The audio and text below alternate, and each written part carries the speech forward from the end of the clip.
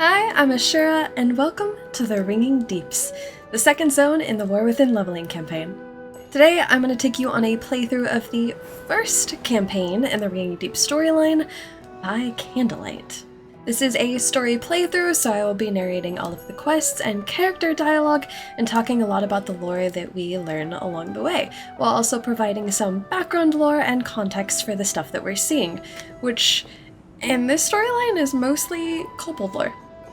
As a quick side note, I have done this zone before, so this will not be a reaction video, but if you're looking for my reaction to this zone and future alpha content, you can find that on my Twitch without missing any story content, because it's also all included there, and I will put the link in the caption below. So let's jump into it! Onward and downward it is, then. We'd best follow after Speaker Brinthe and see what state the Nerubians have left her home in. Magni, Dagran, and I will accompany you down in due time. Would you mind roving ahead and making sure there's a warm welcome awaiting us?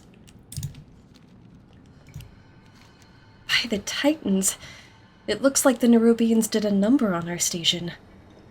I see no spidery fiends here, only struggling machine speakers. I've been away too long. The machine speakers are clearly not faring well here. Does the High Speaker know about this? Nerubian sabotage and gross negligence are a devastating combination. We need to get Ironhall Station up and running as soon as possible. It's a vital link between the Ringing Deeps and the city up above. Please, help our injured workers, collect any salvageable cargo, and restore safety to Ironhall Station. This is unacceptable. If Oozejacks won't aid the injured, then we will. Speaker Brinthe acknowledged. Outlanders, there is work to do. One of our larger minecarts is derailed. It's blocking the station's main junction. My workers' morale is impaired, so their functioning is suboptimal. Could you go and get us back on track? Do be careful. I can see you're made of flesh and bone, so I don't want you to be crushed. Now, without giving too much away about what happens on the Isle of Dorn, the situation at the start here is twofold. One being, we learned on Dorn that the earthen need to recharge every so often, otherwise they will run out of power over thousands of years and eventually go inert and shut down. The charging station, as we will find, is located in the Ringing Deeps, but the charging station has been inoperable for thousands of years, so the earthen haven't been able to recharge. Just like on the Isle of Dorn, the earthen here are struggling with mass shutdowns, understaffing, and a general sort of malaise, which we will get more into in the story. And the second thing that's going on is that the earthen here are suffering from the same Nerubian attack that occurred on the Isle of Dorn, which makes sense, because the Nerubians would have had to tunnel up from Ajgahet through the Ringing Deeps up through the Coreway to attack the Isle of Dorn. So the first part of this zone gives us a look at how the earthen are tackling both of these issues right now.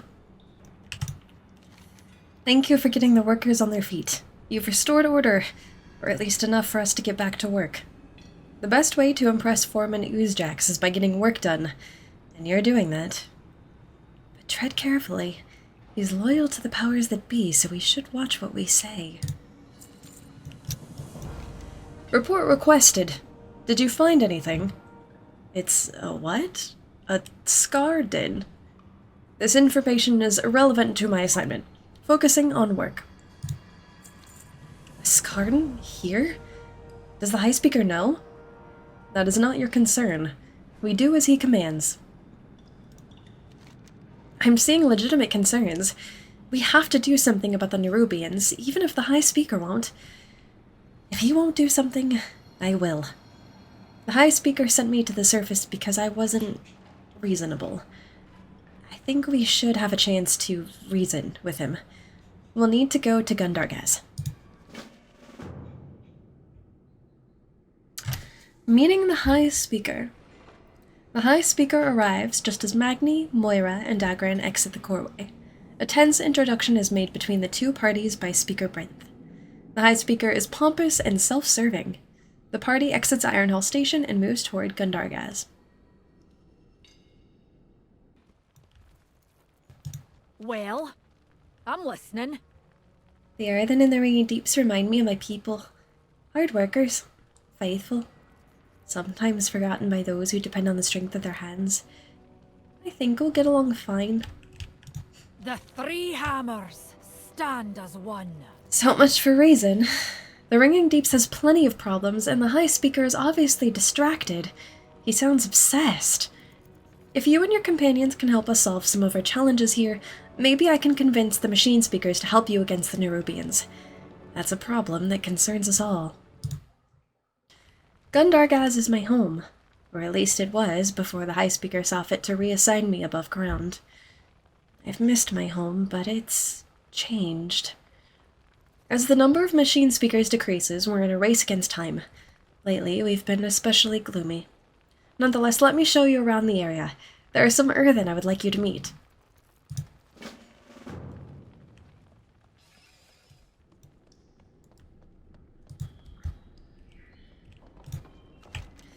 The sounds of industry ring through the deeps. Fly to the far-flung reaches of the realm and you'll hear even greater wonders. Is that Brinthe? Speaker acknowledged. Thank the Titans you're here. We lose more of our kin with each passing shift.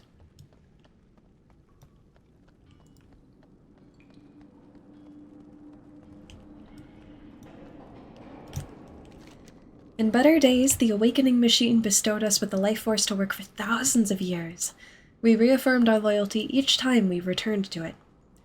Now we've been slipping into stasis one by one. Discontent is growing. For every plaque on this plinth, another earthen has shut down. Until the machine is restored, our earthen and stasis cannot awaken.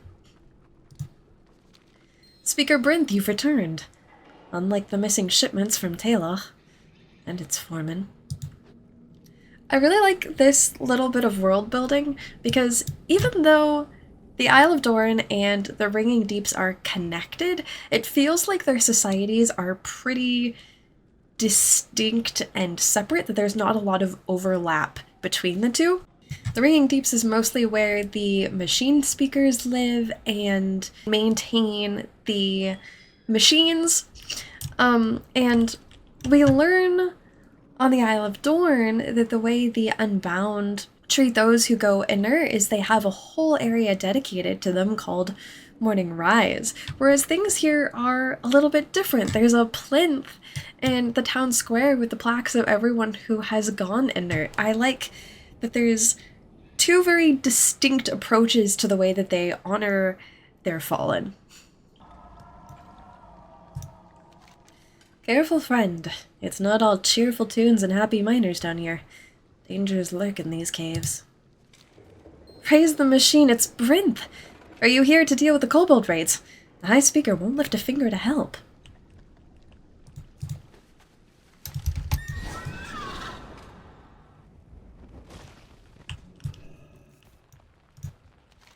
Problems are increasing and our numbers are dwindling. High Speaker is distracted, kobolds are attacking, shipments are missing from Taylor, and earthen aren't returning from their shifts. Where to begin? Looks like our work is cut out for us. So, this awakening machine is what recharges the earthen? Yes, but it has been broken for millennia. That's why our numbers are dwindling. I've heard about a problem, and I think I know what's wrong. We used to have a mining operation northeast of Gundargaz. When we moved out, kobolds moved in. We haven't heard from the kobolds in a long time, but it sounds like they're raiding us now. And the High Speaker is doing nothing about it. Someone has to do something. If we can solve this, more machine speakers will listen to us. If the High Speaker doesn't get results, we will. Moira, please continue speaking to the citizens here. I'd like your help with this kobold problem.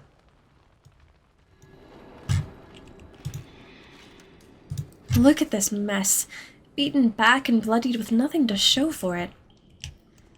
Bit busy here. Speaker Brinthe and I are going to investigate the kobold incursion. Hold on until we get back. Speaker Brinthe? That's a name I've not heard in an age. If she's involved, count me in. Have no fear. I, storied hero and famous paladin, am here to save the day. Better you than me, outsider. Enjoy getting shivved.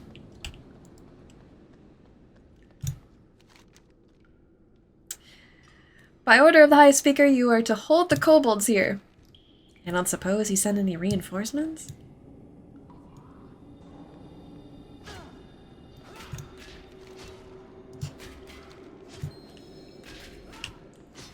As expected, I suppose.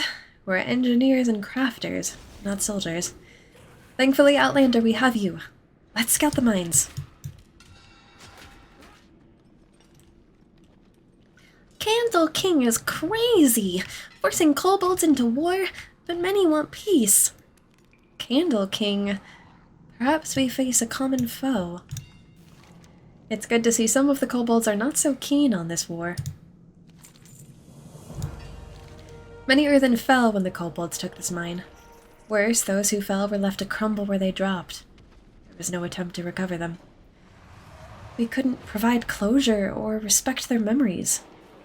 Why? Why did we forsake the fallen? We will not fail them again. Gather the identification plaques of those we lost so we may commemorate them properly. The first step to stemming our losses in retaking the mines is straightforward, if unpleasant. Without minions, this Candleking will be less of a threat to Gundargaz. See if you can reduce the swarm before hostilities escalate further. Kobolds take candles seriously. Wax, even more. More important than gold. More important than freedom. We steal candles from Candleking. We make him look weak. Bully that looks weak loses control. Gets dead. Also means we not have to wait out here in dark until get eaten. Hurry. Considering the theory, if we depose this Candleking, then perhaps the raids on Gundargaz will cease.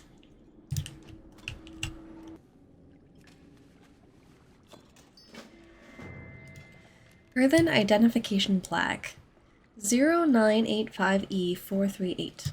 Production number 0985E438. Function Foreman Mark 1. Awakening 237.18623. Name Brinthe. Something about this particular gemstone feels important. Perhaps it would be worthwhile to bring it to Speaker Brinthe. Function Minor Mark 4. Awakening 128.10889. Name Friedia.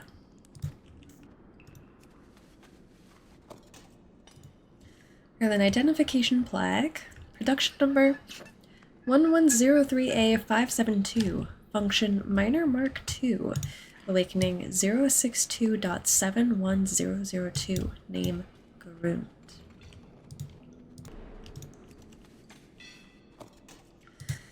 Earthen Identification Plaque. Production number 2672B138. Function Mechanic Mark 3.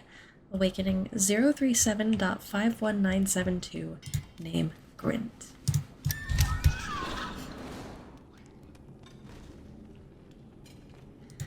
And now all the ways hygiene affect quality of earwax.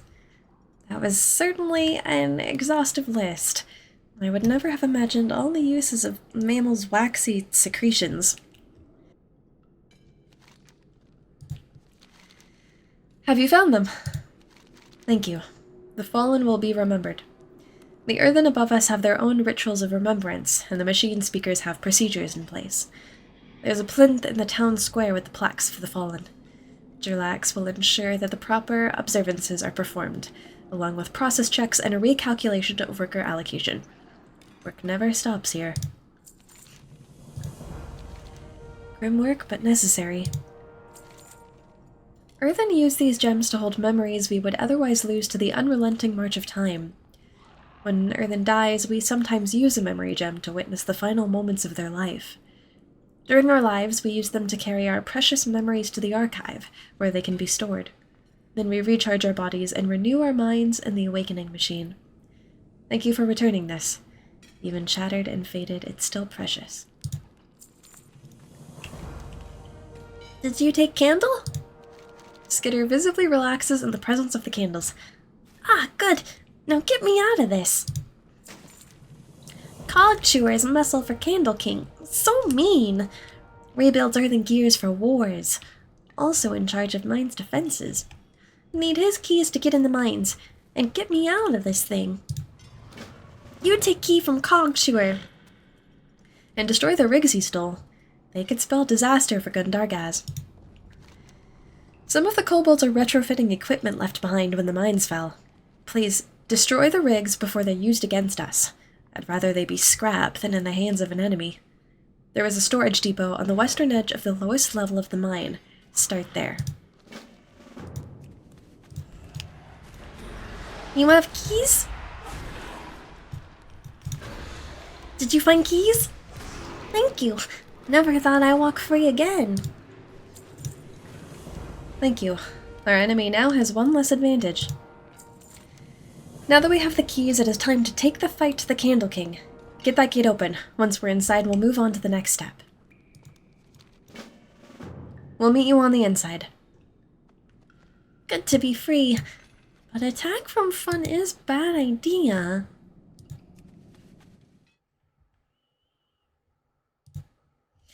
Think I not see what you do in my mine?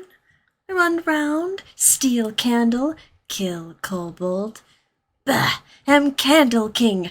Snoot snout, leave new friends elemental present, and close door behind. We not entertain today.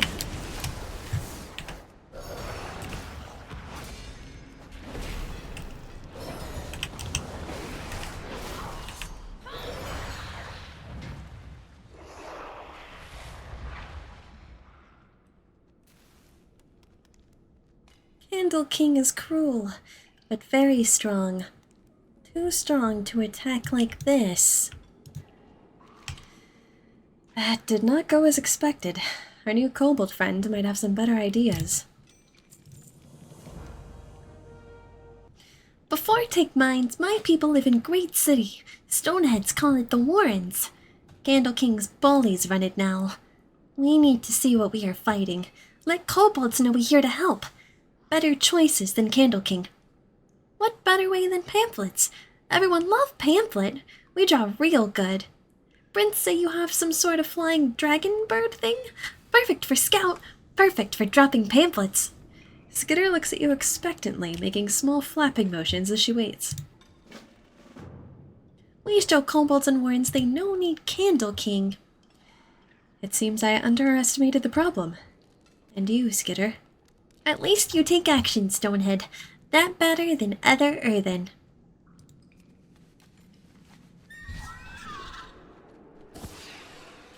Brinthe and Skitter find good place to set up. Flare out!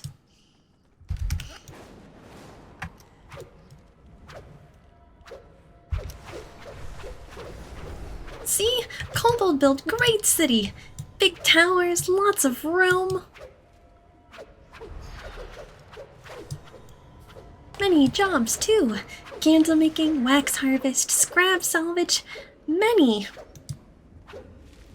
Used to be happy place.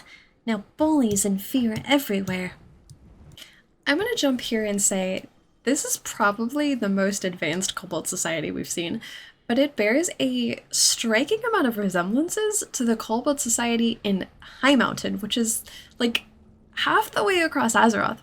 They both have and defer to a Candleking, and they both have a belief about a devouring darkness, an entity that will get to them and kill them if their candles are snuffed out. We know all the way back as far as Elven Forest that the kobolds have always been about their candles, but it wasn't really until High Mountain that we got the context that their candles are important to them, because if they lose their candles, they will be quite literally devoured by the darkness. There's also the Courageous Kobold and the Wickless Candle story in the fairy tale book, in which it said kobolds can never pick above their snout, lest the darkness snuff them out.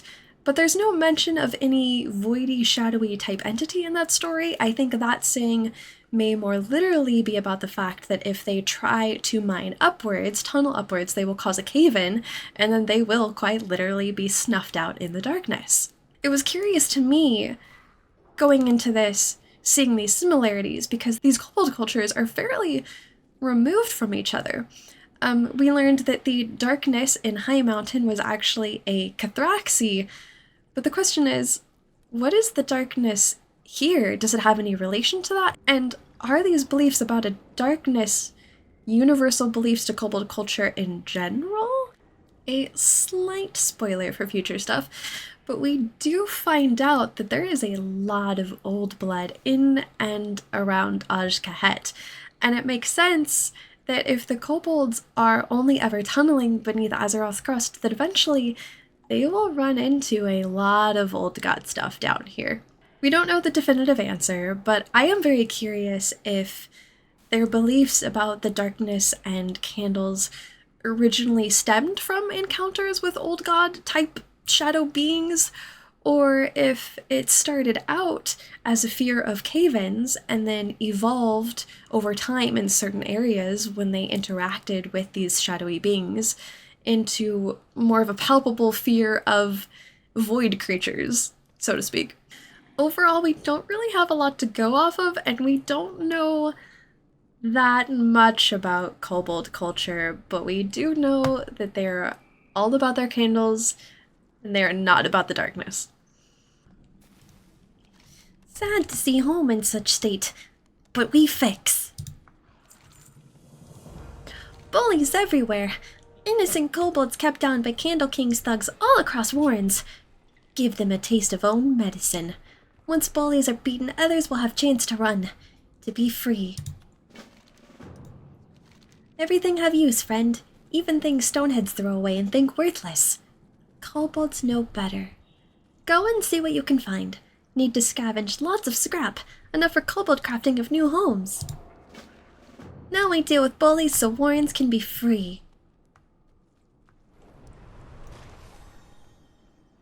And we'd swapped his beard polish for cinder brew. Lit up like a magma vent he did. Huh, not think stoneheads have humor, but you pretty funny. His start, friend. His start. Thank you.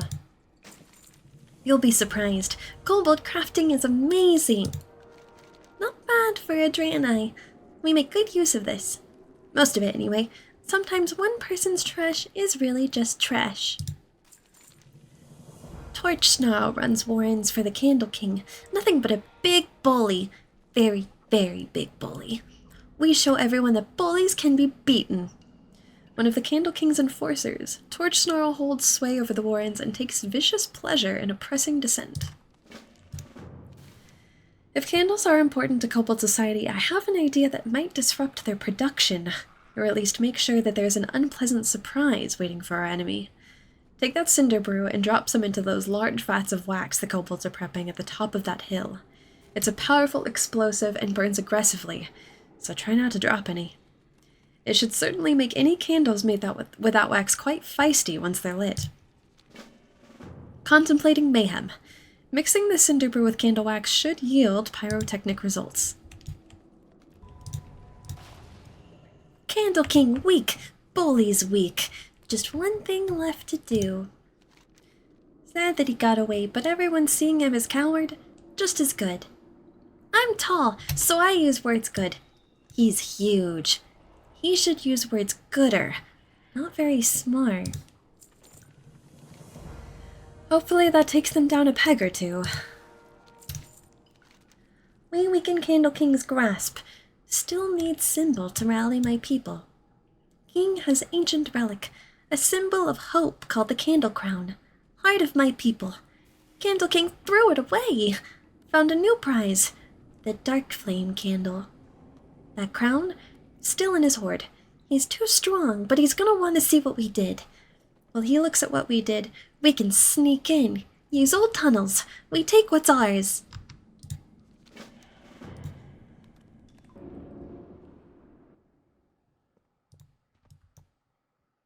I make disguise out of scrap you collect, so look like kobold and sneak past others.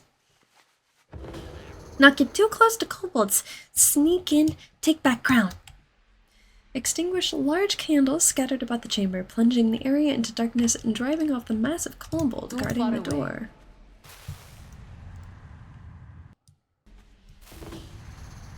Way forward is blocked with waxy buildup.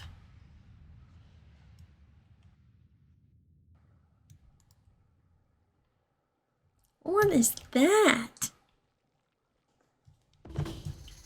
Defeat Dripper the Waxy, the High Waxomancer, and take his keys.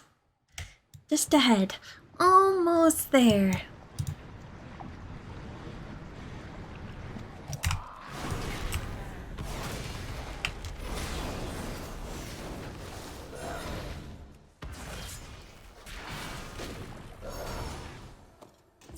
The Candle Keys. A thin coating of wax promises a smooth action in any lock and the collection of any stray pocket-lint. Candleking's diary. Mostly empty, lightly gnawed.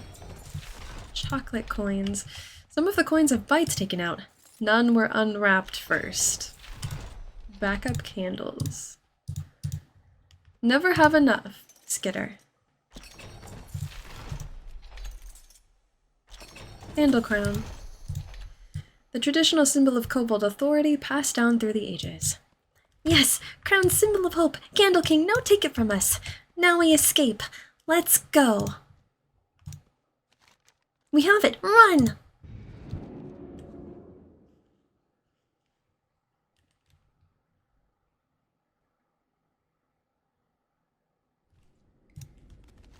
We did it! Everyone knows now. Candleking is not only way. We may not have overthrown the Candleking, but our work here has surely relieved some of the pressure facing Gundargaz, and it's made us more than a few new allies as well. Our new friends will not be forgotten, on my word as speaker. There is a regrettable amount of available housing in Gundargaz as of late. It will be nice to feel the city come to life again, and we can certainly use the manpower. Shall we bring them home? I'm sorry for what's happened to your people. I understand what it feels like to watch your home slip away. At least we're friends now, yes? Not all is doom. More friends means less doom. The Candleking may still hold power, Skitter, but your people have a home in Gundargaz. We help new friends. Many hands make light work. I'm glad to be back, but this assembly is troubling. Looks like discontent is growing. And that is technically the By Candlelight storyline, the first storyline in the Ringing Deeps campaign. We were able to put an end to the Kobold plaguing Gundargaz, thereby lightening some pressure on the earthen workers here, while also doing a good thing and sort of helping free some of the kobolds from their oppressors. We don't get a chance to deal with the Candleking until the dungeon, but I did get a chance to go through Dark Flame Cleft, and I will just say things end up on the good side for the kobolds.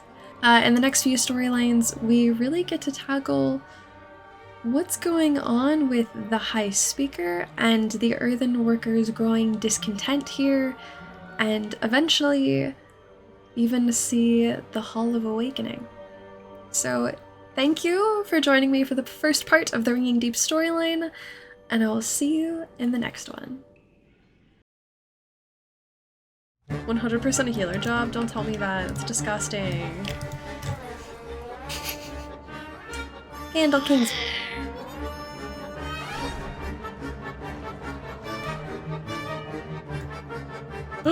What the heck?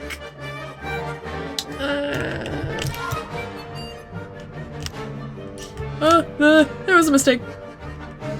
I got too cocky. What in the Indiana Jones heck is this? Mice. Mice. Mice. What? How? What? How? Huh? Huh? That is some things are being casted here that I don't like the look of. Free me. You good?